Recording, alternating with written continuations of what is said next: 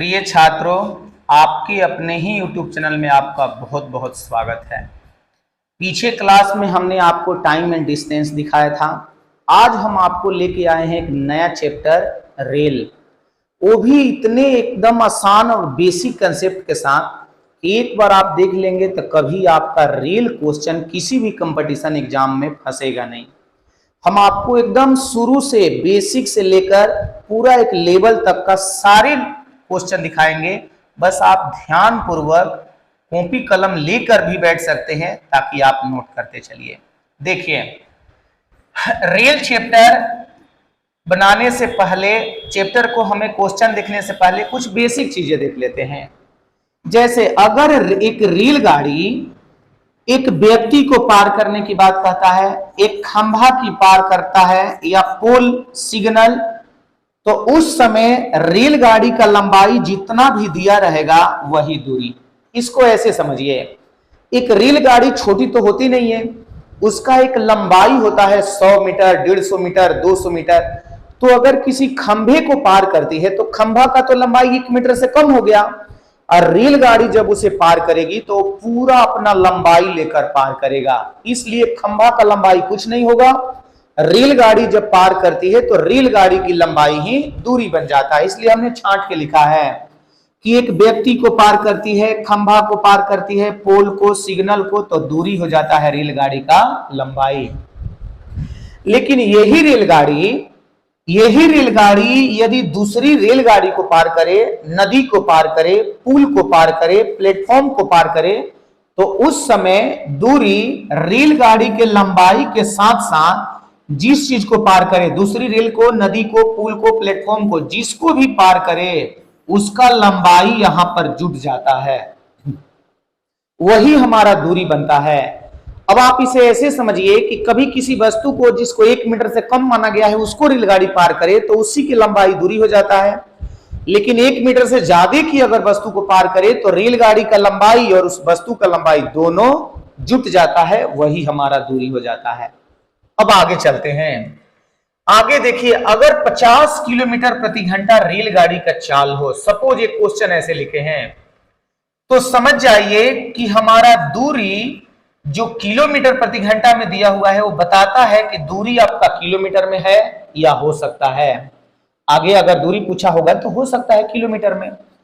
अगर समय हमारा पूछा जाए तो ये हमारा दिया हुआ है घंटा में।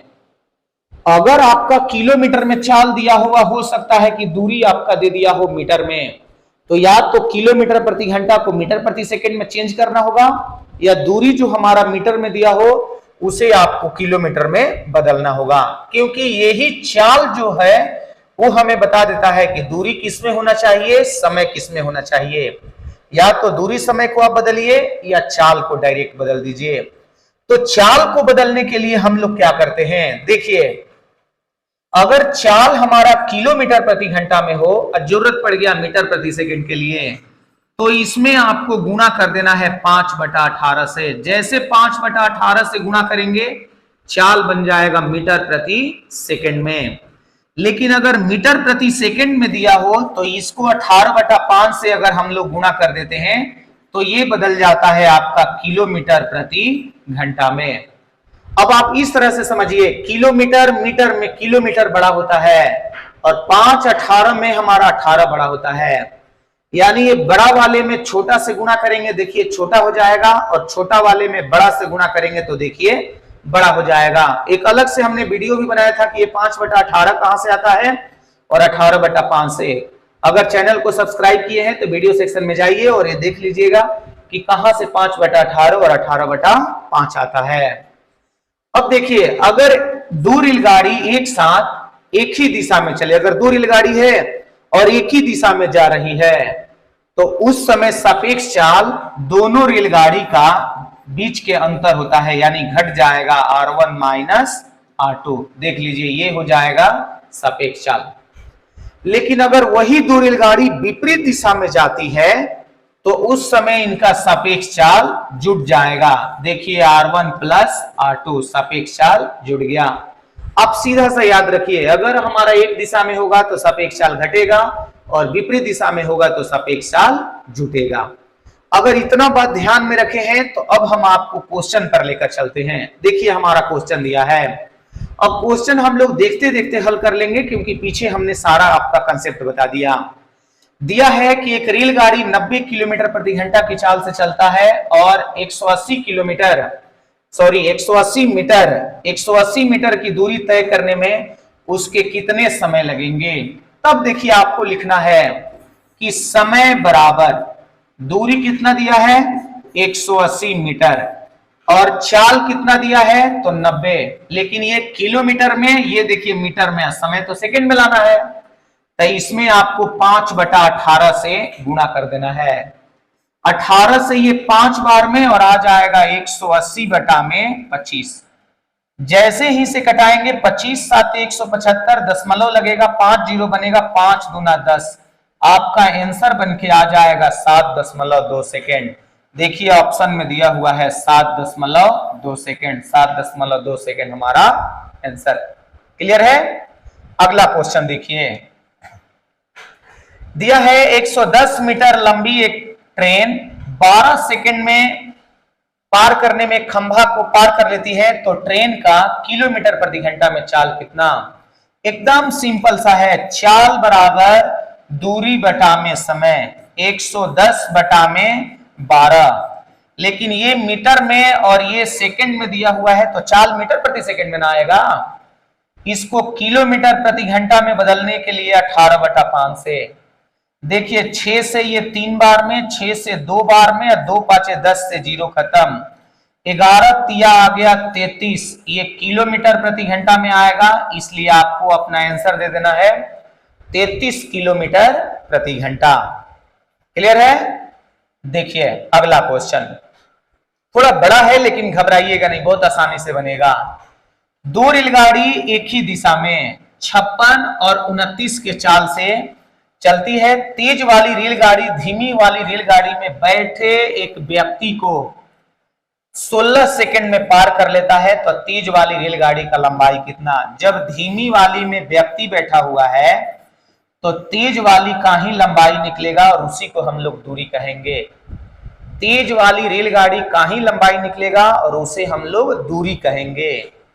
दूरी बराबर चाल गुणा समय। देखिए एक ही दिशा में सापेक्ष चाल घटता है, घटा दीजिएगा 56 - 29, और हाँ 5/18 से गुणा करना ना भूलिएगा क्योंकि किलोमीटर को मीटर प्रति सेकंड में बदलना है।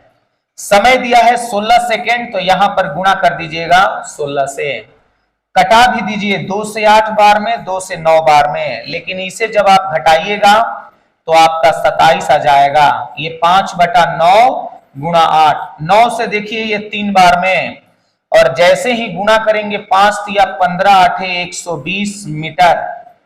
अब आपको देखना है कि 120 मीटर कौन से ऑप्शन में दिया है, तो देखिए ये ऑप्शन में 120 मीटर हमारा आंसर। ध्यान पूर्वक देख रहे होंगे तो एकदम क्लियर आपको बातें समझ में आता होगा। आप ध्यान पूर्वक नहीं देख रहे होंगे तो पता नहीं चलेगा, वीडियो रोक रोक के आगे बढ़ा रहे होंगे तो।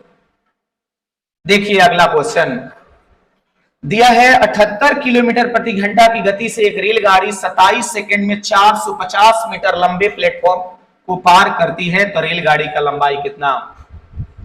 एक रेलगाड़ी प्लेटफॉर्म को पार करती है तो दोनों का लंबाई जुड़ता है, लेकिन यहां तो रेलगाड़ी का लंबाई दिया नहीं है लेकिन प्लेटफॉर्म का दिया है 450, तो लिख देना है रेलगाड़ी या प्लेटफॉर्म का मिलाकर ही दूरी बनता है, और दूरी बराबर होता है चाल गुणा समय। चाल दिया है 78 किलोमीटर, 5/18 से गुणा कर देंगे और समय दिया हुआ है 27 सेकेंड। ये मीटर प्रति सेकेंड में आ जाएगा, तब यहां सेकेंड से गुणा। 9 से 3 बार में, 9 से 2 बार में, 2 से हमने कटा दिया 39 बार में।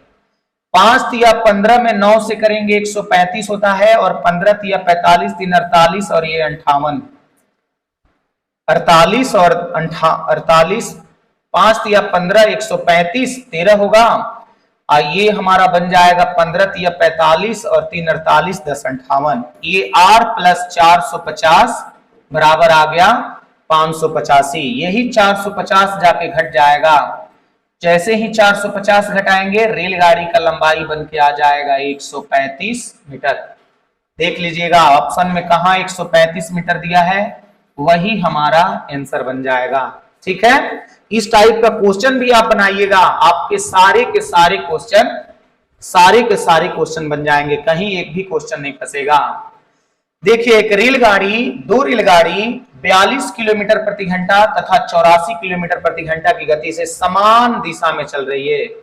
समान दिशा का मतलब होता है एक ही दिशा में चल रही है, जिनकी लंबाई 320, देखिए यहां दिया है 320 और 380 मीटर है। तो तेज गति वाली रेलगाड़ी धीमी गति वाली रेलगाड़ी को पार करने में कितना समय, यहां पर व्यक्ति नहीं, एक दूसरे को पार करने में। तो दोनों का लंबाई जोड़िए, देखिए 320 और 380, ये हमारा 700 बन गया।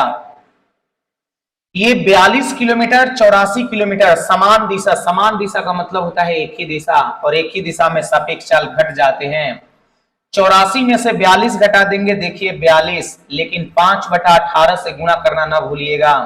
18 जो नीचे लिखना है आप ऊपर भी लिख सकते हैं, यही वाला 18 चल जाता है ऊपर।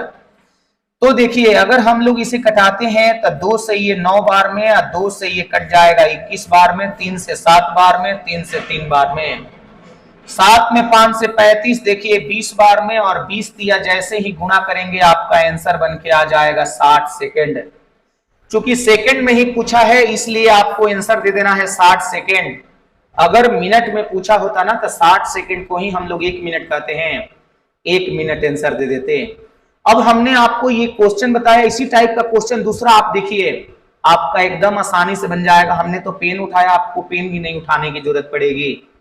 तो फिलहाल आज के क्लास में हम इतना ही रहने देते हैं, फिर आपको मिलेंगे अलग वीडियो पर। अगर चैनल पर नए हैं तो सब्सक्राइब जरूर कीजिए।